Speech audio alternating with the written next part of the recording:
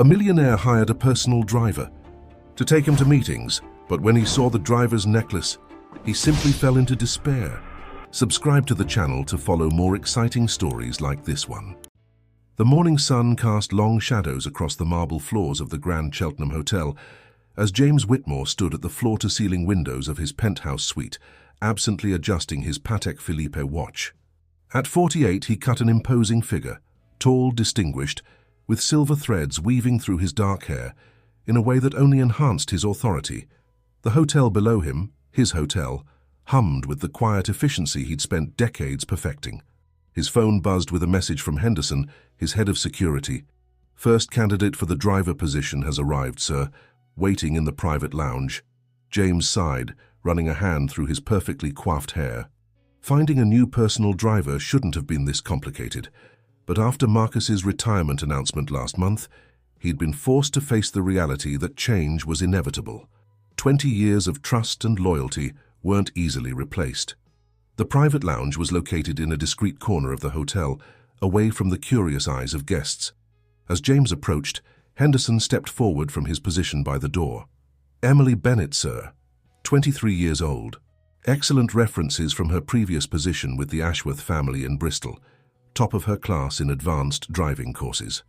James nodded, straightening his bespoke suit jacket. "Let's see what she has to offer." The young woman who stood as he entered the room was not what he expected. Dressed in a crisp black suit, her posture was perfect, professional. But it was her eyes that caught his attention, a striking shade of grey-blue that seemed oddly familiar. Her dark blonde hair was pulled back in a neat chignon, revealing a graceful neck adorned with... James froze. The necklace she wore was simple, a small silver compass pendant on a delicate chain, but it wasn't just any compass. The intricate engravings on its surface, the way it caught the light, it was identical to one he'd given to someone special 23 years ago. "Mr.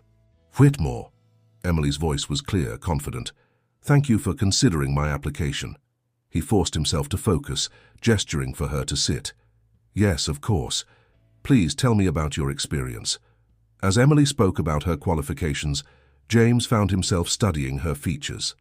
There was something in the way she tilted her head, the subtle lift of her chin when making a point, gestures that stirred long-buried memories. "I understand you require someone who can be discreet," Emily was saying. "In my previous position with the Ashworths, confidentiality was paramount. I also have experience with high-performance vehicles and defensive driving techniques." James nodded, his mind still partially distracted by the pendant. "The position requires extensive travel. I have hotels across Europe and Asia. Would that be an issue?" "Not at all, sir. I'm actually quite eager to travel. It's partly why I applied for this position." She smiled, and for a moment James felt his heart constrict. That smile, he knew that smile. "The necklace," he found himself saying. "It's quite unique." Emily's hand went to the compass pendant, her expression softening. "Yes, it was my mother's. She gave it to me when I turned 18. Said it was important to always know where you're going in life." She paused, something flickering across her face. "And where you've been." James gripped the armrest of his chair, his knuckles white. Sarah had said almost those exact words when he'd given her the necklace, on their last night together, before he'd left for his first major business venture in Hong Kong. "Your mother," he said carefully. "What's her name?" "Sarah Bennett, sir." Emily looked slightly confused by the question. "Is that relevant to the position?" James stood abruptly, straightening his jacket. "Miss Bennett, you'll hear from us by the end of the day. Henderson will show you out." Once alone, James sank back into his chair, pulling out his phone. With trembling fingers, he opened his contacts, scrolling to a number he hadn't dialed in over 2 decades. Sarah's number was still there. He'd never been able to delete it.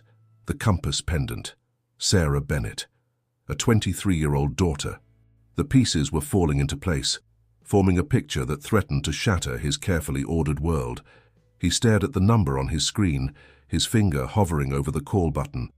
Outside his window, the sun had shifted, casting different shadows across the marble floors. In the distance, church bells chimed the hour, their sound eerily similar to those that had rung out on that last night with Sarah, when he'd given her the compass and promised to find his way back to her someday. James closed his eyes, took a deep breath, and pressed the call button. Emily Bennett sat in her modest rental car outside the Grand Cheltenham Hotel, her hands still gripping the steering wheel, though the engine had long since cooled. The interview had taken an odd turn at the end. Mr. Whitmore's sudden interest in her necklace and her mother's name had seemed out of place for what was supposed to be a straightforward driver position interview. Her phone buzzed with an incoming text. "How did it go, darling? Did you remember everything we practiced?" "Mum?" Emily's throat tightened as she read the message. Her mother's determination to see her succeed in this interview had been almost desperate, insisting that Emily apply for this specific position with this specific hotel group, despite there being other driving jobs available closer to Bristol. "Interview done," she typed back. "Mr. Whitmore seemed interesting. We'll know by end of day." The response came quickly. "Keep your phone close, trust me, love, this is important."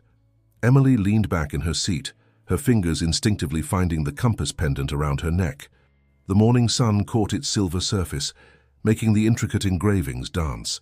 She'd always wondered about its origins. Her mother had been unusually emotional when giving it to her on her 18th birthday, but had never fully explained its history.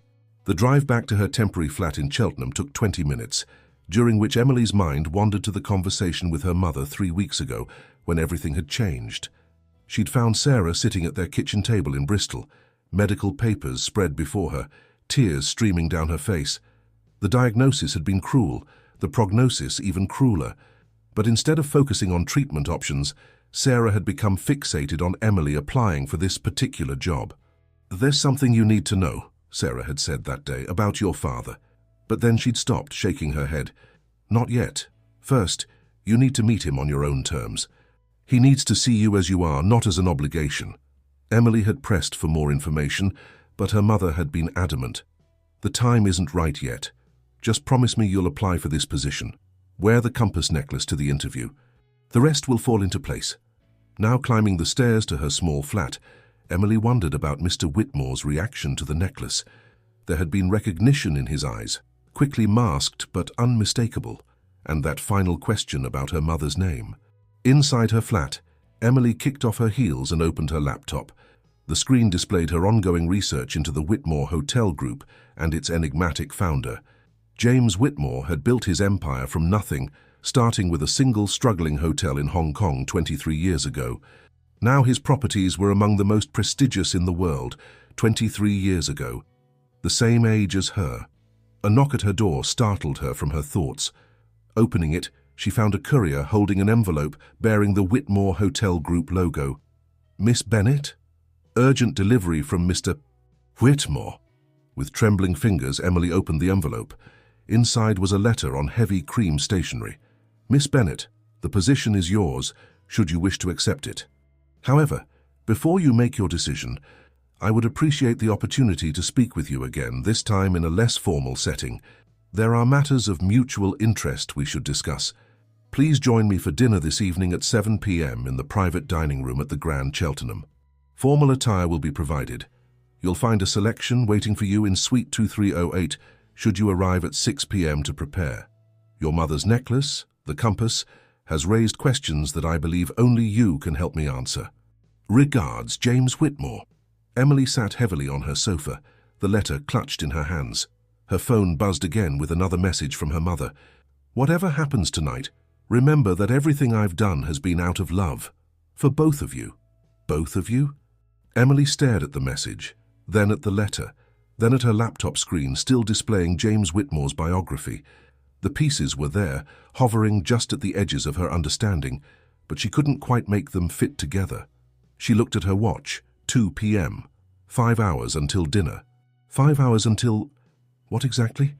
Standing up, Emily moved to her window, watching as clouds drifted past the spires of Cheltenham's old churches. Her fingers found the compass pendant again, tracing its familiar patterns. She'd always believed it would help her find her way, just as her mother had said.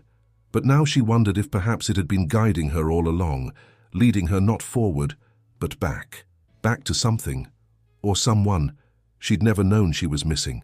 Suite 2308 of the Grand Cheltenham Hotel was larger than Emily's entire flat. The afternoon sun streamed through floor-to-ceiling windows, illuminating a selection of designer dresses laid out on the king-sized bed. A handwritten note rested on top of the first dress, a classic black Valentino.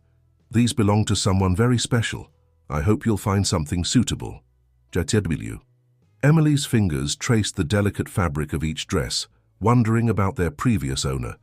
A team of stylists arrived promptly at 6 p.m., armed with makeup cases and hair tools, their efficiency suggesting they'd done this many times before for Mr. Whitmore's important guests. As they worked, Emily studied her reflection in the ornate mirror. The emerald green silk dress she'd chosen seemed to catch every light in the room, its color making her grey-blue eyes appear more intense. The compass pendant rested perfectly against her collarbone, somehow complementing the dress, as if they'd been designed together. "Mr. Whitmore has excellent taste," one of the stylists commented, arranging Emily's hair in soft waves. "This dress, it's from his private collection. Very few have ever been worn." At precisely 6:55 p.m., Henderson appeared to escort her to the private dining room. The hotel's evening clientele turned to watch as she passed through the grand lobby, her heels clicking softly against the marble floors. Emily felt as though she were walking through a dream. The private dining room was intimate, lit by crystal chandeliers and candles. James Whitmore stood as she entered, and for a moment something flickered across his face. Pain, recognition, wonder. He wore a perfectly tailored tuxedo, his silver-streaked hair catching the candlelight. "Miss Bennet," he said softly, pulling out her chair. "That dress. It suits you perfectly." "Thank you, Mr. Whitmore, though I must admit I'm curious about its original owner." James settled into his own chair, his fingers drumming briefly on the table before stilling. "Your mother," he said simply. "The entire collection belonged to your mother, Sarah." Emily's hand flew to her compass pendant. "What?" 23 years ago, James continued, pouring wine into both their glasses. "I was not the man you see today. I was young, ambitious, with nothing but dreams and determination. Your mother. Sarah was the most beautiful woman I'd ever seen. She worked at a small art gallery in Bristol, had dreams of running her own someday." Emily's heart thundered in her chest. "The necklace. I gave it to her the night before I left for Hong Kong. My first major business venture, the opportunity that would eventually become the Whitmore Hotel Group. The compass was meant to symbolize that no matter where life took us, we'd find our way back to each other." He took a long sip of wine. "I had no idea she was pregnant when I left." The room seemed to spin slightly. Emily gripped the edge of the table. "Are you saying—" "I think I am, though I need to hear it from Sarah herself." James pulled out his phone, showing her the screen. "I tried calling earlier, but there was no answer. Emily, there's something I need to ask you, and I need you to be completely honest with me." A waiter appeared with their first course, but neither moved to touch the elegant plates before them. "Why did you really come to apply for this position?" Emily took a shaky breath, her mother's words echoing in her mind. "Everything I've done has been out of love, for both of you." "Mum's ill," she said finally, her voice barely above a whisper. "Very ill. When she found out, she became obsessed with me applying for this specific job. She wouldn't explain why, just said it was crucial that I wear this necklace to the interview, that everything would make sense in time." James closed his eyes briefly, his composure cracking. When he opened them again, they shone with unshed tears. "How ill?" "The doctors say—" Emily's voice caught. "They say she has weeks, maybe months. She's been refusing most treatments, focusing instead on making sure I—" She gestured helplessly between them. James stood abruptly, walking to the window. The night lights of Cheltenham twinkled below, a tapestry of golden points in the darkness. When he turned back, his expression was determined. "Emily, I need you to help me understand something. The timing. 23 years ago I left for Hong Kong in March. You were born December 15th, she supplied quietly. 9 months after you left." The silence that followed was deafening. James returned to the table, reaching slowly across to touch the compass pendant at Emily's throat. "I always wondered why she never answered my letters, why she seemed to vanish completely. I searched for her when I returned to England 3 years later, but she'd moved away from Bristol. No one knew where she'd gone. She moved to Cornwall," Emily said, "raised me by the sea. She never spoke about my father, except to say that he was a good man with big dreams and that sometimes love means letting go." James pulled an identical compass from his pocket, aged and worn. I've carried this with me every day for 23 years. A matched pair, one for each of us. I never knew there was a third. Emily stared at the compass in his hand, identical to hers in every detail. The pieces were finally clicking into place, forming a picture that both terrified and thrilled her. "Mr. Whitmore," she began.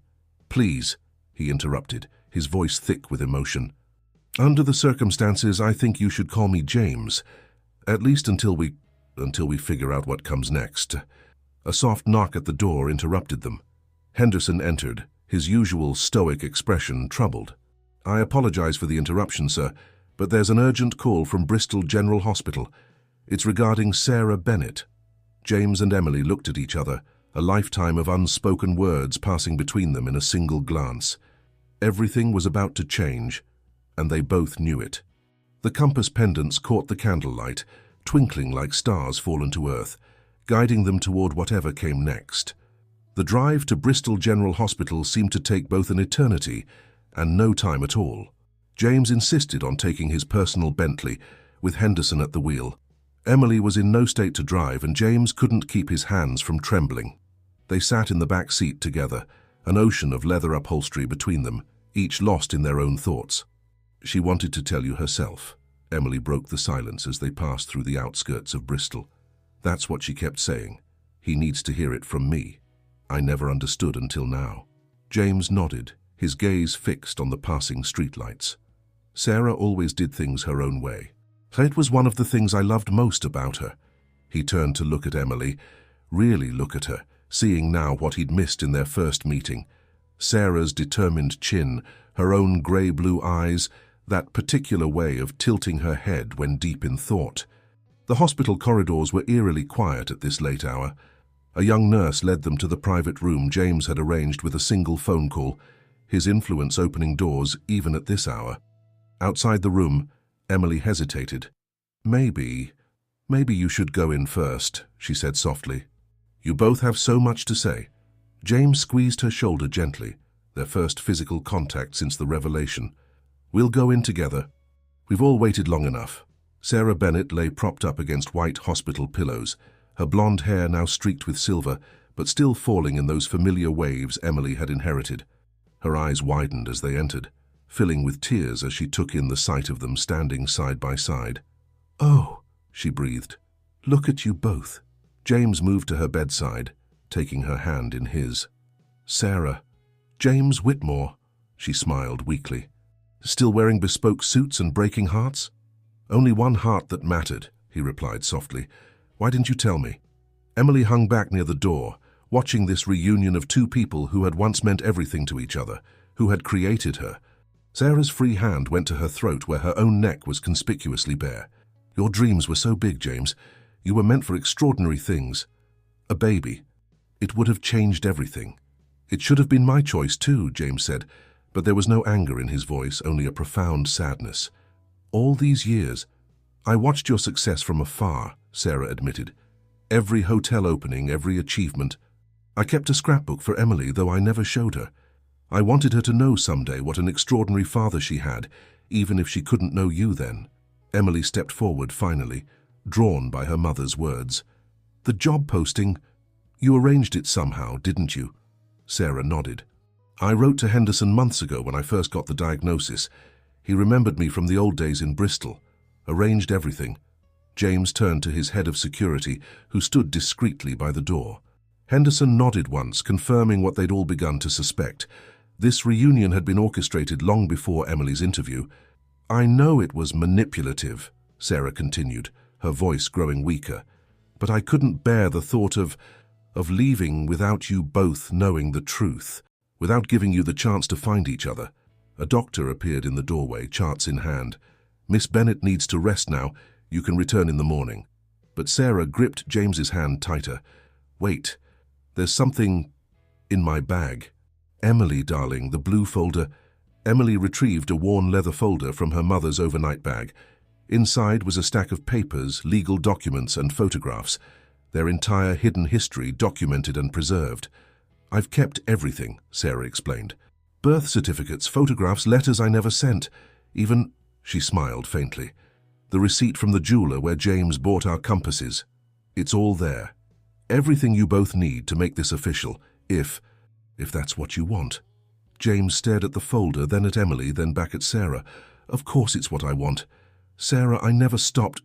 I know, she whispered. Neither did I. That's why I had to make this right. The doctor cleared his throat insistently. Go, Sarah told them. Come back tomorrow. We have time now, a little at least, to figure this all out. In the corridor, Emily opened the folder with trembling hands. Inside was a photograph she'd never seen before. Sarah and James, 23 years younger, standing before a sunset. They were laughing. His arms around her waist and around her neck gleamed a brand new compass pendant. That was the night I gave her the necklace, James said softly, looking over her shoulder. The night before I left for Hong Kong. The night you were conceived. Emily traced the edges of the photograph. She kept everything. All these years, she kept everything. Your mother, James said, his voice thick with emotion, has given us both an extraordinary gift, a second chance. He paused, choosing his next words carefully. Emily, I know this is overwhelming. If you need time, space— No, Emily interrupted, surprising them both with her firmness. We've had enough time apart. Mum's right. Now it's time to make things right. Together they walked through the quiet hospital corridors, the folder of their shared history held between them, 3 compass pendants pointing them toward a future they never expected, but suddenly couldn't imagine living without. The days following the hospital revelation took on a dreamlike quality. James immediately arranged for Sarah's transfer to a private wing of the hospital, with a team of specialists consulting on her case. Emily took up residence in Suite 2308 of the Grand Cheltenham, which James insisted should be her permanent home until they figured out their next steps. 1 week after their reunion, Emily stood in James's penthouse office, staring at the wall he'd cleared specifically for family photos, currently displaying only a single frame. I had it enlarged from the folder, James explained, joining her in contemplating the sunset photograph of him and Sarah. I thought we might add to it, if you're comfortable with that. Emily turned to study his face, this man who was her father, still somewhat a stranger yet increasingly familiar. I have some photos from growing up. Mum was always taking pictures. I'd love to see them, James said quietly. All of them. Everything I missed. They sat together on the leather sofa, Emily's photo album spread between them. Each image was a window into the life James had never known. Emily's first steps on a Cornish beach, birthday parties with a handmade cake in the shape of a car. I was always obsessed with driving, Emily explained, school plays and graduation ceremonies. She came to everything, Emily said, pointing to photos where Sarah could be spotted in the background. Every event, every performance. She worked 3 jobs sometimes, but she never missed anything important. James's fingers traced Sarah's image in the photographs. She gave you an amazing life. She did, Emily agreed. But she also made sure I'd be ready for this moment. All those driving courses, the etiquette classes she insisted on, the foreign language lessons. She was preparing me to be part of your world. Our world, James corrected gently. It's your birthright, though that's not why I want you here. I want you here because you're my daughter, and I've missed too much already. A knock at the door interrupted them. Henderson entered with a leather portfolio. The papers from the solicitor, sir. Everything's ready for Miss Bennet's official recognition. James took the portfolio but didn't open it. Instead, he turned to Emily. This is your choice. We can do this formally, legally, with all the paperwork and announcements. Or we can keep things private, move at whatever pace makes you comfortable. Emily picked up a photo, her university graduation 2 years ago. She stood proud in her cap and gown, Sarah beaming beside her. There was joy in the image, but also a hint of something else in her mother's eyes. Now Emily understood. It was longing, the weight of the secret she'd carried.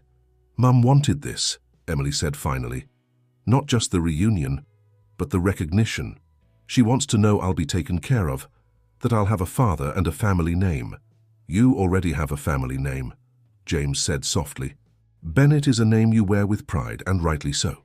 Adding Whitmore, it's an offer, not a requirement.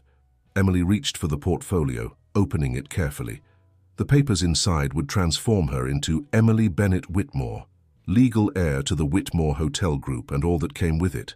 But more importantly, They would officially make her James's daughter, acknowledgement of a truth that had waited 23 years to be spoken.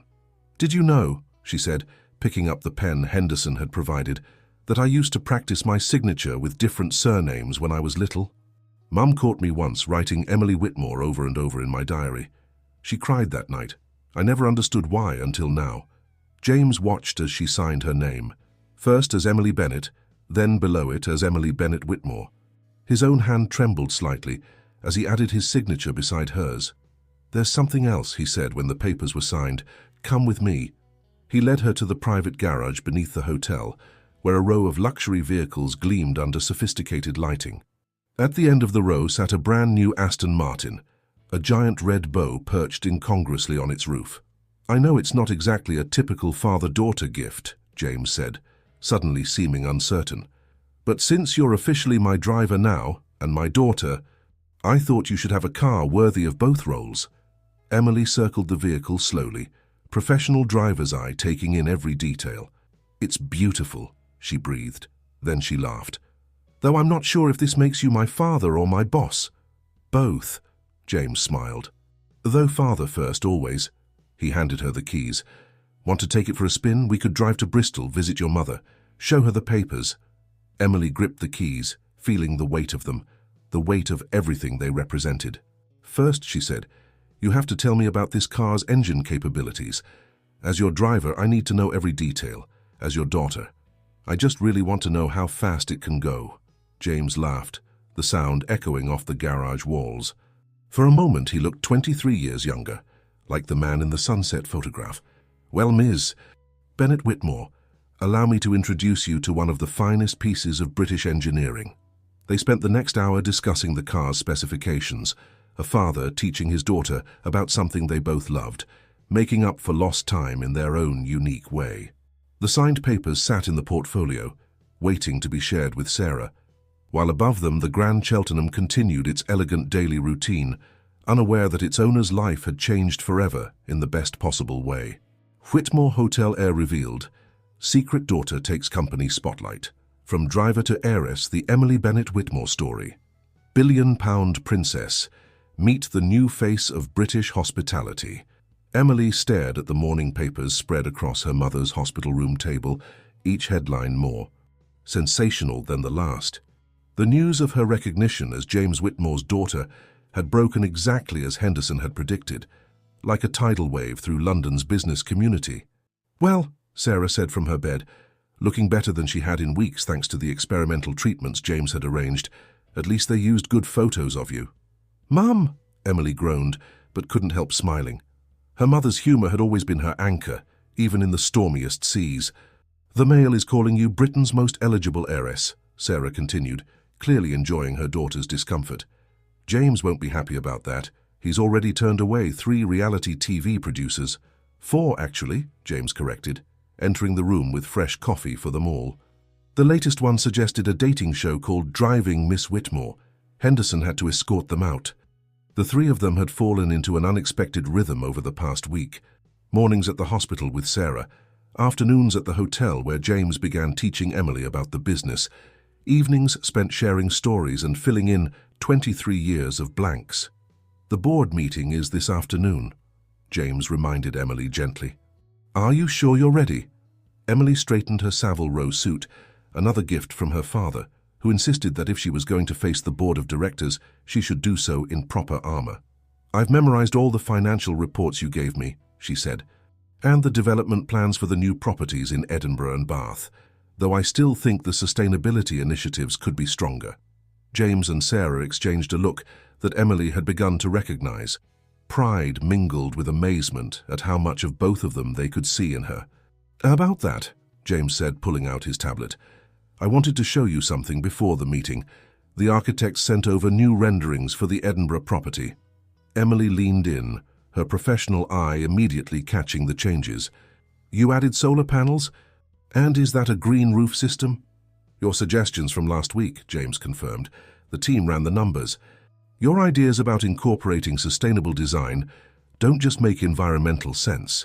They'll save us millions in operating costs over the next decade." Sarah watched them, her eyes bright. "You always did love building things," she told Emily. "Remember those elaborate Lego hotels you used to make?" "You built hotels with Lego?" James asked, delighted. "Complete with tiny cars in the driveways," Sarah laughed. She would spend hours getting everything perfect, just like her father with his real hotels. A comfortable silence fell, broken only by the gentle beeping of Sarah's monitors. These moments had become precious to them all, the simple joy of being a family, even under such extraordinary circumstances. "I have something for you," James said suddenly, reaching into his briefcase. He pulled out a small blue box. "I meant to give it to you before the board meeting, but, well, now seems right." Inside the box was a silver pen, elegantly engraved with the Whitmore Hotel's logo and Emily's new initials, EBW. "Every major decision in this company has been signed with a Whitmore pen," James explained. "I thought you should have your own." Emily held the pen, feeling its weight, not just physical but historical. "Thank you," she whispered. "Now," Sarah said briskly, wiping away a tear, "tell me about this board meeting. What's your strategy?" Emily clicked her new pen thoughtfully. "Well, first I'll present the sustainability initiatives. Then I thought I'd share my ideas about modernizing our guest experience technology. And finally," she smiled, "I'll tell them about my plan to turn the west wing of the Cheltenham property into a cultural center for local artists." "An art gallery," Sarah's voice caught. "A proper one," Emily nodded, "like the one you used to dream of running. We'll call it the Sarah Bennett Gallery." James reached for Sarah's hand as tears spilled down her cheeks. "It's perfect," he said softly. A knock at the door announced Henderson's arrival. "Miss Bennett Whitmore, the car is ready whenever you are." "The board members are beginning to arrive at the hotel." Emily stood, smoothing her suit and tucking her new pen into her pocket. She kissed her mother's cheek and squeezed her father's shoulder, gestures that had become natural surprisingly quickly. "Knock them dead, darling," Sarah called after her. "Show them what a Bennett Whitmore can do."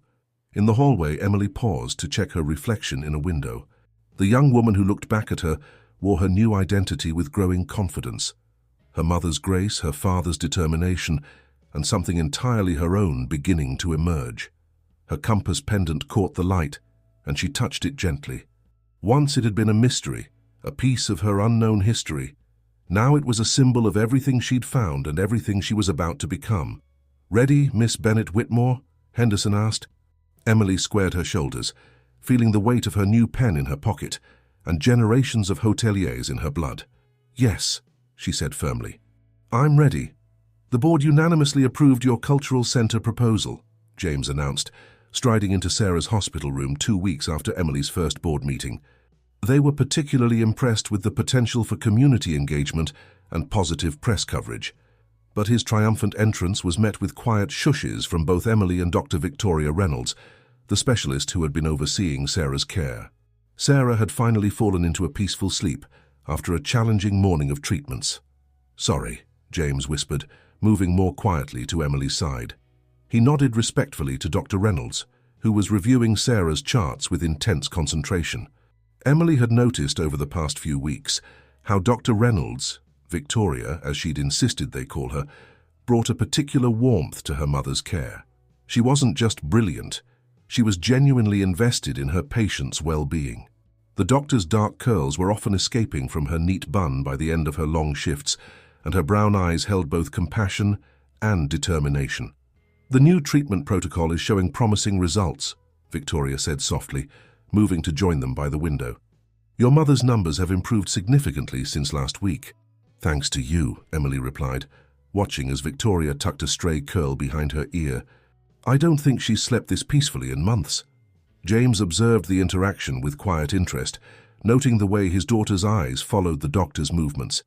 He'd seen that same look in Sarah's eyes 23 years ago, that mixture of admiration and something more.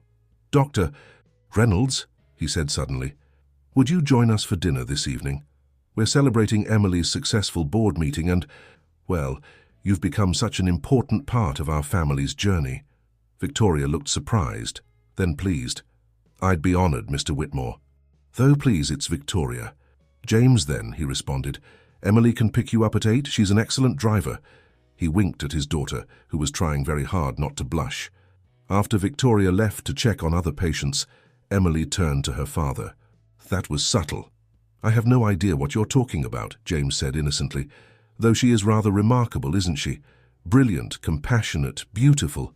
Dad, Emily groaned, the words still new, but feeling more natural every day. What? I'm just saying, as someone who once fell in love with an amazing woman who worked in an art gallery, I recognize that look. From the bed, Sarah's voice drifted over, thick with sleep, but amused. Your father's right, darling.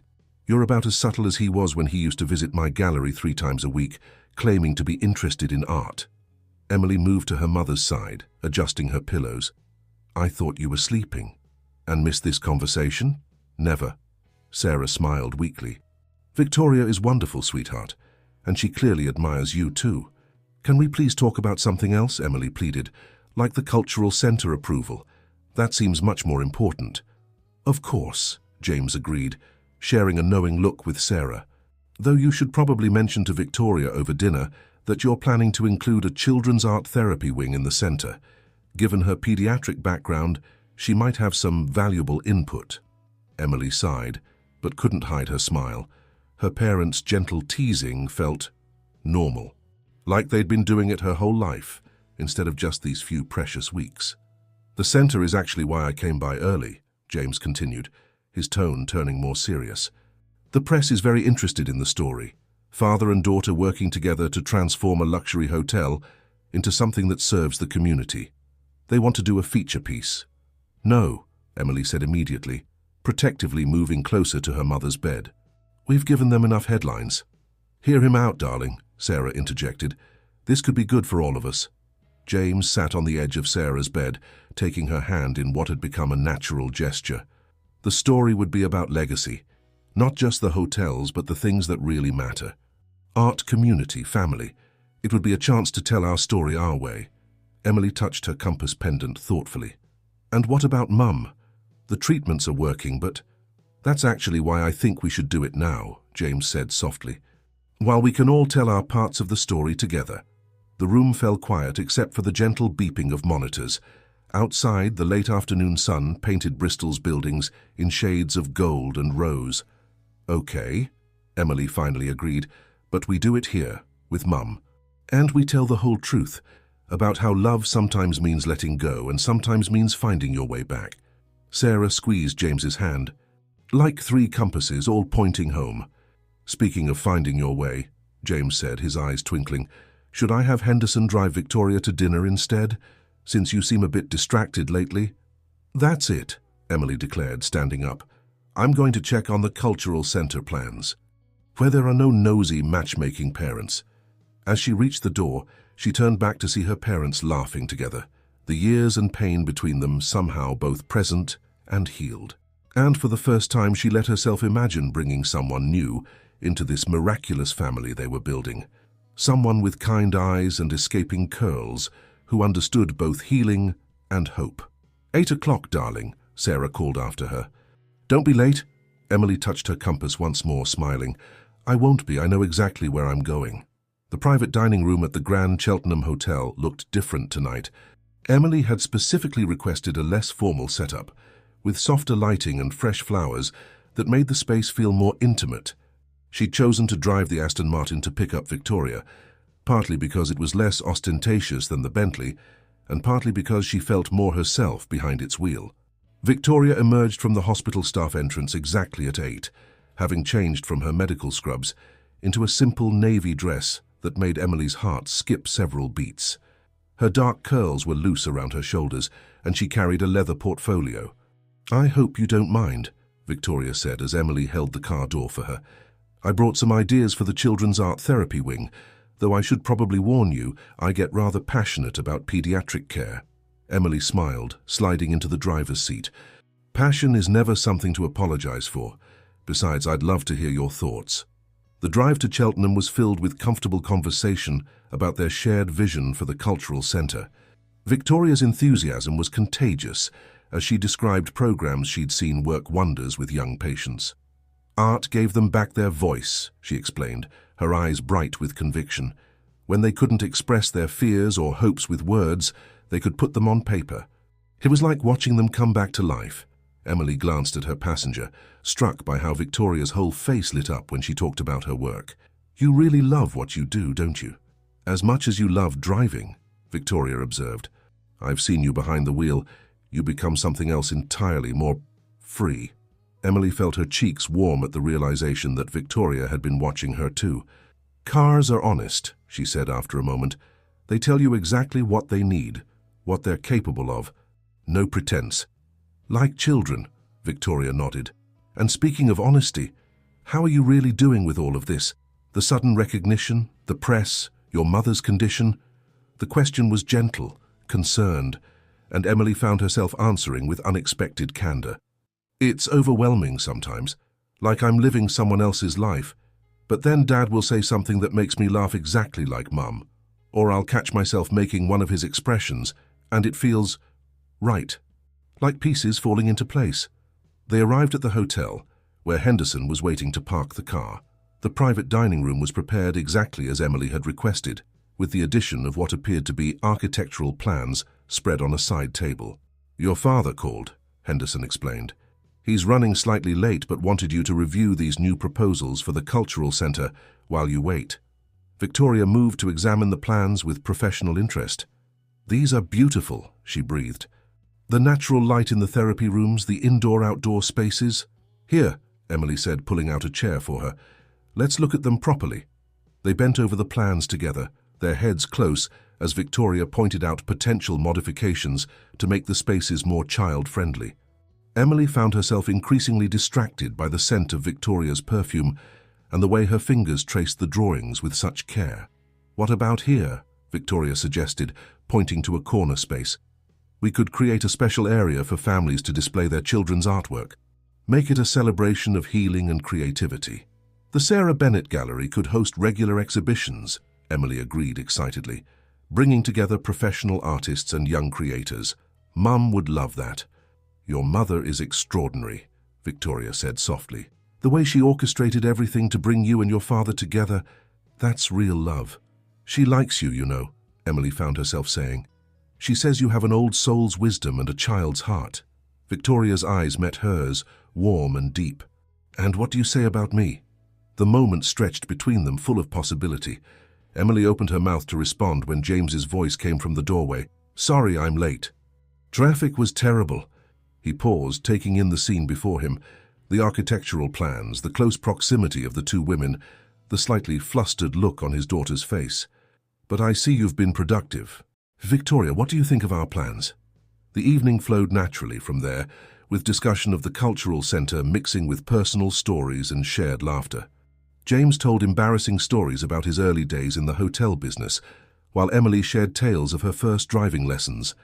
Victoria spoke about what drew her to pediatric medicine, her eyes often finding Emily's as she talked about following her heart's calling. As dessert was served, James's phone buzzed. "Ah, Sarah's night nurse," he announced after checking the message. "Your mother's had a good evening, Emily. She's asking about the dinner, of course." Particularly, as he cleared his throat meaningfully, about certain developments. "Dad," Emily warned, but Victoria laughed. "Tell her the plans for the children's wing are developing beautifully," Victoria said diplomatically, "and that her daughter is every bit as charming as she claimed." James beamed at them both. "Well, I should head up to my suite.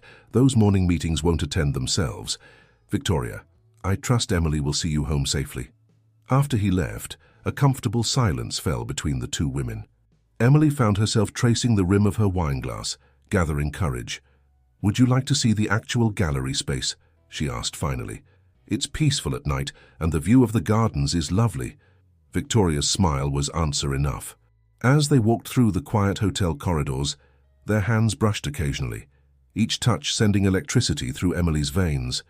The future stretched before them, full of possibilities, art and healing, driving and discovering, two paths converging into one. In her pocket, Emily's phone buzzed with a text from her father. "Your mother says it's about time, don't stay out too late." The morning sun streamed through the windows of Sarah's hospital room, where Emily sat reviewing the latest architectural plans for the cultural center. Over the past month, the project had evolved from a simple renovation into something truly revolutionary, with Victoria's influence evident in every thoughtful detail. Sarah stirred in her bed, looking stronger than she had in weeks. The experimental treatments had exceeded everyone's expectations, buying precious time that none of them had dared to hope for.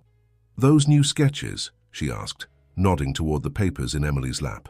"Yes, the final revisions before construction begins." Emily smiled, moving to sit on the edge of her mother's bed.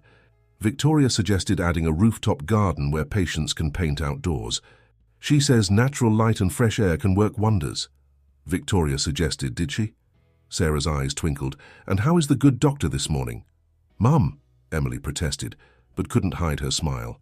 Over the past weeks, her relationship with Victoria had blossomed into something beautiful and unexpected. Their evening walks through the hotel gardens had become longer, their conversations deeper, their shared dreams for the cultural center intertwining with personal hopes for the future. James entered the room, carrying coffee for them all, a morning ritual he'd never missed since the family's reunion. "Speaking of Victoria," he said, setting down the cups, "she's presenting our healthcare integration plans to the board this afternoon. They're quite impressed with how she's helped shape the project." "Of course they are," Sarah said proudly. "She sees the bigger picture, just like our Emily." She reached for her daughter's hand. "Now, help me up. If I'm going to attend this board meeting, I need to look presentable." Emily and James exchanged startled looks. "Attend the meeting?" Emily asked carefully. "Mum, are you sure you're strong enough?" "Doctor, Carlton cleared me for short trips yesterday," Sarah revealed, her eyes bright with determination. "And I want to be there when Victoria presents. Besides, it's time I saw this empire you two are building, and how you're transforming it into something more than just luxury hotels." With careful assistance, Sarah was helped into a wheelchair. She insisted on wearing an elegant blue dress that matched her eyes, Emily's eyes, and the compass pendant that had started it all. James watched them with barely concealed emotion as Emily gently arranged her mother's hair. "You look beautiful," he said softly to Sarah. "Just like the day I first saw you in that little Bristol gallery." The drive to the Grand Cheltenham was taken slowly, with Emily at the wheel of the Bentley, constantly checking the rearview mirror to ensure her mother was comfortable. Victoria was waiting for them in the private entrance, her professional demeanor briefly softening when she saw Emily. "Sarah," she smiled warmly, "you look wonderful. Are you sure you're up for this?" "Try and stop me," Sarah replied with characteristic determination. "I want to see where my compass has led us all." The boardroom fell silent as they entered. The full story of the Whitmore family had become legend in British business circles, but few had seen all three principals together. James took his place at the head of the table, every inch the powerful CEO, while Emily helped settle Sarah comfortably near the presentation screen. Victoria began her presentation with quiet confidence, outlining how the cultural center would revolutionize the relationship between luxury hospitality and community care. Her eyes frequently found Emily's as she described their shared vision, art and healing intertwined, creating spaces where both body and soul could find renewal. "The Sarah Bennett Gallery," Victoria concluded, "will be more than just a name on a wall. It will be a testament to the power of art to transform lives, and to the love that transformed this company. Every child who finds healing through art therapy, every local artist who discovers a platform for their work, every guest who experiences the intersection of luxury and social responsibility, they'll all be part of a legacy that began with a compass pendant and the courage to follow its direction." The board's approval was unanimous and enthusiastic. As congratulations flowed, Emily noticed her mother wiping away tears. "Happy tears," Sarah assured her when Emily knelt beside her wheelchair. "I never imagined. When I sent you to that interview, I hoped you'd find your father. But you've found so much more." "Thanks to you," Emily whispered, clutching her mother's hand. "You gave me both my compasses, the one around my neck and the one in my heart." Later that evening, Emily and Victoria walked through the construction site that would become the cultural center. The setting sun painted the scaffolding in shades of gold, while their footsteps echoed with possibility. "Your mother amazed everyone today," Victoria said, her hand finding Emily's as they walked. "Her strength, her vision. Now I know where you get it from." Emily squeezed her hand. "She says we're alike, you and I, always looking for ways to help others find their path." Victoria turned to face her, the dying sunlight catching in her dark curls. "And what path are you following now, Emily Bennett Whitmore?" Instead of answering, Emily drew her close and kissed her, their first kiss, sweet and sure and full of promise. When they finally parted, both slightly breathless, Emily touched her compass pendant. "The same path I've been on since I walked into that interview," she smiled. "The one that led me to everything I never knew I was looking for. My father, my heritage, my purpose." She kissed Victoria again softly. "And you." Above them, lights began coming on in the hotel windows, each one a star in their own private constellation. Through the construction barriers, they could see the space where the Sarah Bennett Gallery would soon welcome its first visitors. And in their hearts, two more compasses aligned, pointing toward a shared future neither had expected, but both had somehow been seeking all along. The autumn air was crisp as Emily supervised the installation of the final art pieces in the Sarah Bennett Gallery. 3 months of construction had transformed the west wing of the Grand Cheltenham Hotel into something extraordinary. Floor-to-ceiling windows flooded the space with natural light, while carefully designed exhibition areas flowed seamlessly into cozy therapy rooms and community spaces. "The children's art arrives tomorrow," Victoria said, appearing beside Emily with 2 cups of coffee. She handed one to Emily, their fingers brushing in a now familiar gesture that still sent shivers down Emily's spine. "The pediatric ward has been buzzing with excitement. Some of them have never had their work displayed in public before." Emily leaned into Victoria's warmth, taking in the space before them. "I still can't believe how far we've come since that first dinner. Remember when we were just sketching ideas on napkins? I remember being completely distracted by the way you bit your lip when you were concentrating," Victoria admitted, making Emily laugh.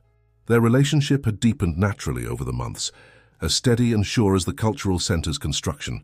Victoria had practically moved into Emily's suite, though they hadn't made it official yet. Their morning routine of sharing coffee while reviewing patient files and construction updates had become Emily's favorite part of each day. James appeared from the administrative offices, waving a stack of papers. "The press coverage for the opening gala is confirmed. Every major publication wants to cover the Whitmore family's revolutionary approach to luxury hospitality. Though personally, I think they're more interested in the family story than the business innovation." "Speaking of family," Emily said, checking her watch, "we should head to the hospital. Mum's final scan results should be in." The drive to Bristol General had become so routine that Emily could practically do it in her sleep. But today felt different, hopeful in a way they'd barely dared to imagine months ago. Victoria sat in the back, reviewing Sarah's latest charts while James fidgeted with his tie in the passenger seat. They found Sarah already dressed and sitting in a chair by the window, looking through a portfolio of photographs from the cultural centre's construction. The experimental treatments had worked better than anyone had expected, turning what they'd feared would be their last months together into a new beginning. "Well?" Emily asked, her heart in her throat. Sarah's smile was radiant. "Dr. Carlton says I can come home. The treatments have been successful beyond their wildest expectations. I'll need regular monitoring, of course, but—" She reached for James's hand, then Emily's. "I'm going to be here to see our gallery flourish." The room erupted in joy. James pulled Sarah into a gentle embrace, while Emily buried her face in Victoria's shoulder, happy tears flowing freely. When they finally composed themselves, Sarah had another announcement. "I've been doing some thinking," she said, her eyes twinkling, "about where home should be. James, that suite next to your penthouse, the one you've been renovating, I thought perhaps—" "It's yours," James said immediately. "It's always been yours, Sarah. I just needed you well enough to tell you." Emily felt Victoria squeeze her hand knowingly. They'd both been in on the secret of the suite's renovation, a project James had started hoping for exactly this outcome. The 2-bedroom space had been designed with Sarah in mind, from the art studio overlooking the gardens to the kitchen perfect for family dinners. "That's not all," Sarah continued. "Victoria, dear, would you mind giving me that blue folder from my bag?" Victoria retrieved the folder, which Emily recognized as the one containing their family's original documents, the photos and letters that had brought them all together. "I've added something," Sarah explained, opening the folder to reveal a new set of papers. "James and I have been discussing it and, well, we think it's time to make things official. Again. Properly this time." Emily's eyes widened as she realized what she was seeing, marriage license application forms. "We're not getting any younger," James said softly to Sarah, "and I think we've waited long enough, don't you?" "You're getting married?" Emily breathed. "At the gallery opening," Sarah confirmed. If that's all right with you, darling. We thought it would be perfect, celebrating all our new beginnings at once. Emily looked around at her family, her father's hopeful smile, her mother's glowing face, Victoria's supportive presence at her side, and felt her heart might burst. On one condition, she said, wiping away happy tears. I get to drive the wedding car. They all laughed, the sound echoing through the hospital room that had seen so many of their important moments. Victoria slipped an arm around Emily's waist, and James pressed a kiss to Sarah's temple. Oh, and Emily? Sarah added innocently. That second bedroom in the suite? It has a lovely view of the gardens, perfect for anyone who might be spending more time with the family. Perhaps, officially. Emily felt Victoria's arm tighten around her waist and turned to see her girlfriend blushing slightly. They hadn't discussed moving in together yet, not formally, but suddenly Emily could see it all. Morning coffee in the family kitchen, Sunday dinners with her parents next door, building their future in this place that had brought them all together. Well, Victoria said carefully, her eyes meeting Emily's with quiet joy, I do rather like that view. Outside the window, the autumn sun painted Cheltenham's spires in gold, while inside, 4 hearts beat in perfect sync, each one a compass pointing homeward. The week before the grand opening of the Sarah Bennett Cultural Centre and Gallery was a whirlwind of activity. The Grand Cheltenham Hotel hummed with anticipation as final preparations came together. Emily stood in the main gallery space, surrounded by clipboard-wielding event planners, watching as her mother directed the hanging of the centerpiece exhibition, a collection of artwork that told their family's story through the eyes of the pediatric patients Victoria had worked with. A bit higher on the left, Sarah called out, her artistic eye as sharp as ever. She looked radiant in a designer suit that matched the blue of her eyes, the compass pendant gleaming at her throat. Emily, darling, what do you think? The piece in question was a collaborative mural created by the children, depicting 3 intertwined compasses pointing toward a rising sun. The symbolism wasn't subtle, but it was powerful, especially knowing the young artists had all been inspired by the story of how the Bennett Whitmore family found their way back to each other. It's perfect, Emily said, wrapping an arm around her mother's shoulders. Just like everything else you've touched in this place. James appeared from the administration wing, looking somewhat frazzled despite his impeccable suit. The registrar just called. Everything's set for the ceremony tomorrow, though she did seem a bit confused about having a wedding at a gallery opening. Well, we've never been a conventional family, Sarah laughed, reaching for his hand. Why start now? The sound of children's voices drew their attention to the therapy wing, where Victoria was leading a tour for some of her young patients and their families. She caught Emily's eye through the glass partition and smiled brilliantly, making Emily's heart skip in that now familiar way. Go on, Sarah nudged her daughter. We can handle things here.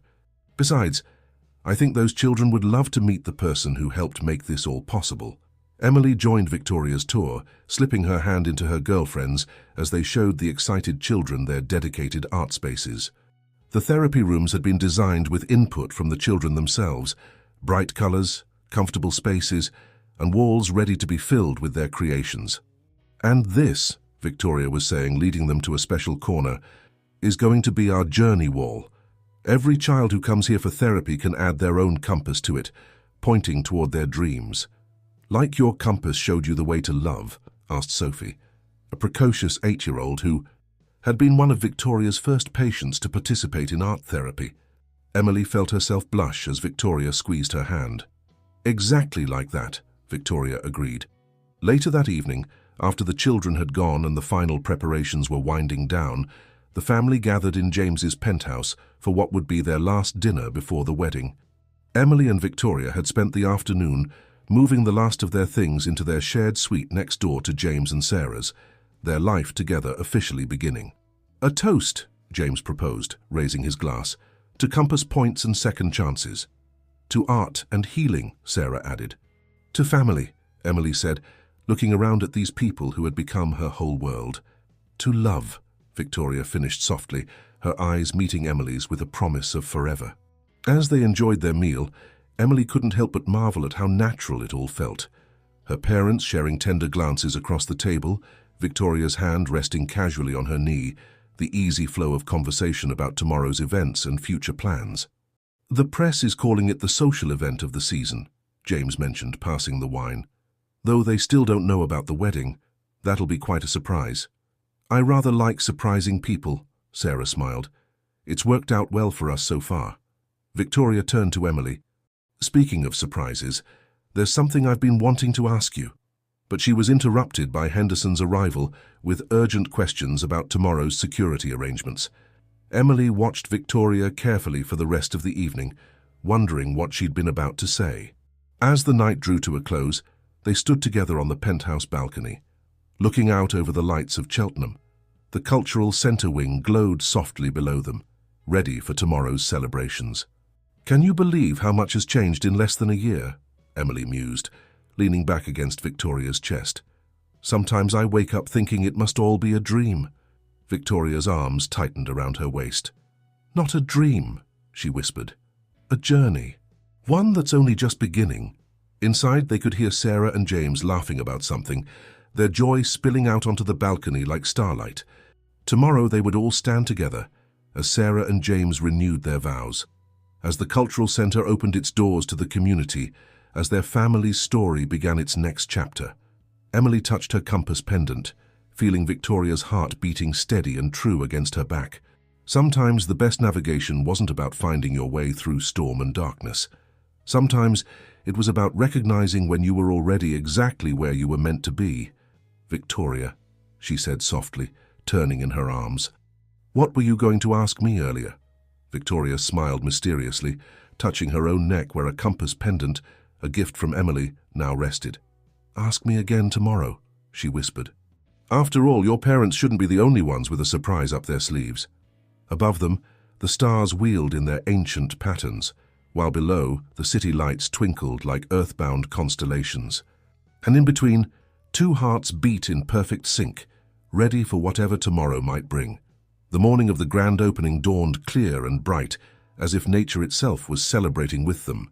Emily stood in front of the mirror in her suite, adjusting her burgundy maid-of-honor dress, while next door she could hear the excited murmurs of her mother's preparation for both the wedding and the gallery opening. The cultural centre below was already buzzing with activity. The first guests would arrive in a few hours.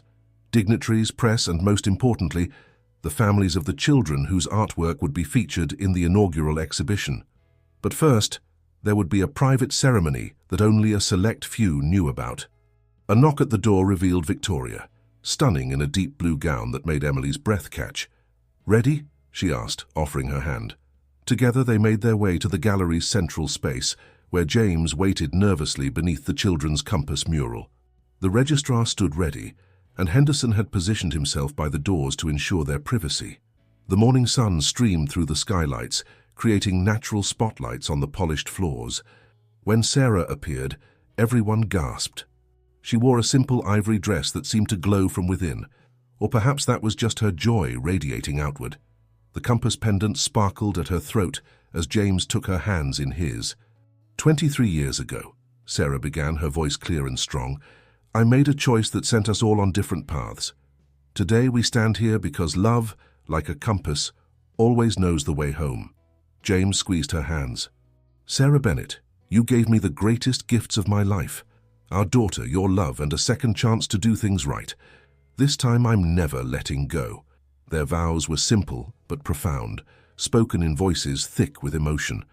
When they were pronounced husband and wife, Emily felt tears sliding down her cheeks, only to be gently wiped away by Victoria's thumb.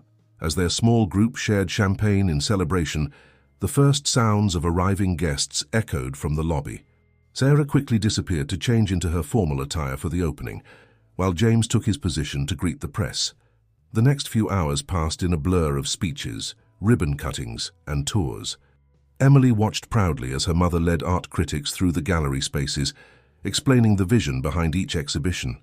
James charmed investors and community leaders, while Victoria showed medical professionals through the therapy rooms. But it was the children's reactions that touched Emily's heart the most.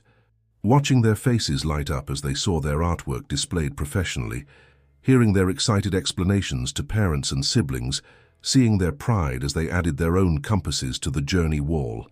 This was what made everything worthwhile. As the afternoon wore on, Victoria caught Emily's eye across the room and nodded toward the rooftop garden. Understanding immediately, Emily made her excuses and followed a few minutes later. The garden was peaceful above the bustling gallery, with the setting sun painting the sky in shades of gold and rose. Victoria stood by the railing, silhouetted against the emerging stars. "Emily Bennett Whitmore," she said as Emily approached. "Watching you these past months has been like watching a masterpiece reveal itself. You've taken your heritage and transformed it into something extraordinary, something that will help countless people find their way." She turned, taking Emily's hands in hers. "But more than that, you've shown me what it means to follow your heart's true compass." Victoria reached into a hidden pocket in her gown and withdrew a small velvet box. "Which is why I'm hoping you'll help me find my way forward too." Emily's breath caught as Victoria sank to one knee, opening the box to reveal a ring topped with a tiny, exquisitely crafted silver compass. "Will you marry me?" Victoria asked softly. "Let me join this remarkable family officially? Be my North Star for all our days to come?" "Yes," Emily whispered, then louder, "Yes," pulling Victoria up into a kiss that tasted of joy and promise and forever. Applause erupted from the doorway, where their family stood watching. James, with his arm around Sarah, both beaming with happiness. As hugs and congratulations were exchanged, Emily caught sight of their reflection in the garden's glass walls, all of them together, each wearing their compass pendants, each having found their way to exactly where they were meant to be. Later that night, after the last guests had departed and the gallery stood quiet under the stars, the family gathered in the main exhibition space. James poured champagne for them all, while Sarah arranged them beneath the children's compass mural for a photograph. "To the Bennett Whitmore family," James toasted, "past, present and future. To love that guides us home," Sarah added, her head on his shoulder. "To second chances," Emily said, her new ring catching the light. "To following our hearts," Victoria finished, squeezing Emily's hand. Above them, 3 painted compasses pointed toward a rising sun, while around their necks 4 silver ones caught the starlight. And in their hearts, the surest navigation of all beat steady and true, guiding them forward together into whatever adventures awaited on the horizon.